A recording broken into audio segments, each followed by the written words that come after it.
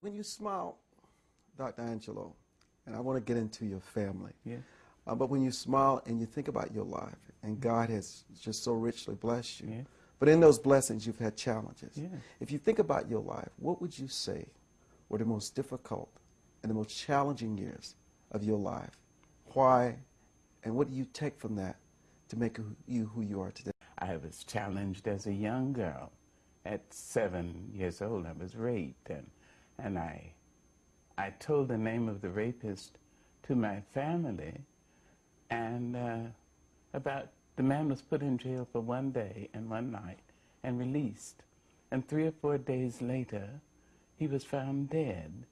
And the police informed my grandmother that the man was found dead and that it seemed he had been kicked to death.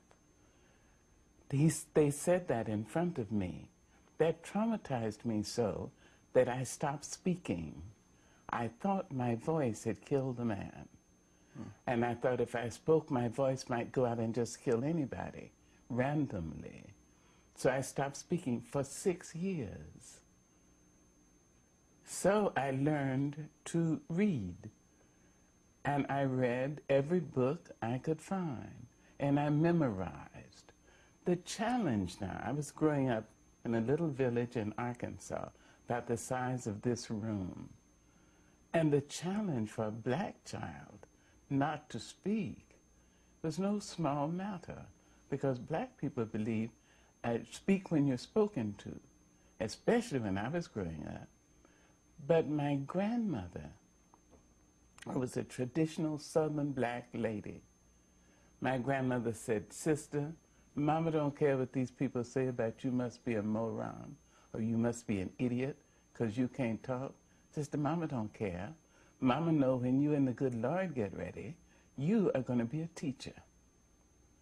I used to sit and look at that woman and think, can anybody be this stupid?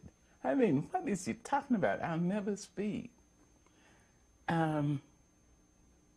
Armstrong, I have 55 doctorates. My last was from Columbia University. I teach all over the world. So the pressure on me, the challenge on me was always mitigated by love. That is to say, it was softened by love. Because my grandmother loved me, my uncle loved me, and my brother loved me, I came through that. I have come through so many challenges because of love. Not romance, not like, not desire, but love. It is the most powerful element on the planet, or in the universe. It may, in fact, be that thing which holds the stars in the firmament, as far as I know, and that thing which keeps the blood rushing in our veins. I mean, that stuff. What happened? Tell us the moment. I mean, 6 years being a mute. Yeah. That's almost an eternity to It some seems people. so. Tell us about the moment when you realized that you would not be this way Forever? forever. Take us back. Well, I read, there was a black lady in my town, Mrs. Flowers, and she would take me to the school, black school, and there was a library. It was one room. It seemed to me thousands of books. I realize now that I have more books in 2 of my libraries, my private libraries now, than that.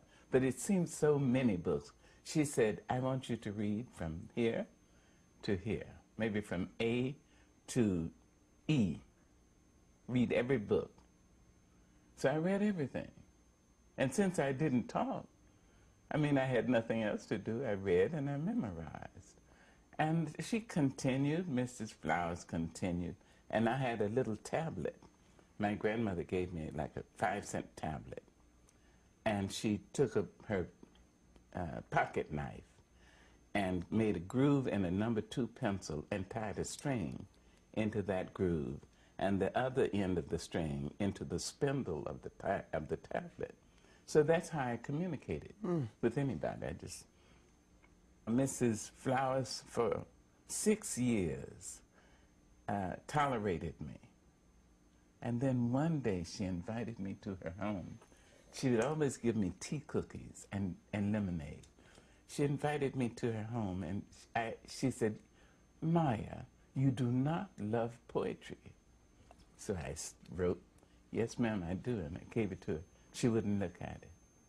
She said, you do not love it. And she pointed her finger at me. And you know, among black people, and especially in the South, especially in those times, we don't like that. I mean, we have a phrase, don't put your finger in my face. She, right in my face, she said, you will never, I can't even do it to anybody today. She said, you will never love it. Not until you speak it, you feel it come across your tongue. Through your lips, you will never love poetry. And I ran from her. I ran down to my grandmother's store. She followed me. She harassed me. How old were you at the time? About 12. 12 years old. 12 and a half. 12 and a half. 12 and a half. You ran down? You ran? She was taking my friend from me. Poetry was my friend. And so I ran like the Dickens. And she came down, she pointed her finger at me in front of my grandmother. Now that's some nerve. That's a no-no. But Mama let her do it. And finally, she harassed me for about 6 months. And finally, I went under the store. The one part of the house of the store was on stilts. And chickens went under there. And it was really soft dirt, like powder. And I went under the store. And I tried a poem. And I realized I had left my voice. My voice had never left me. So I started. You began to speak? I began to speak. Hold up.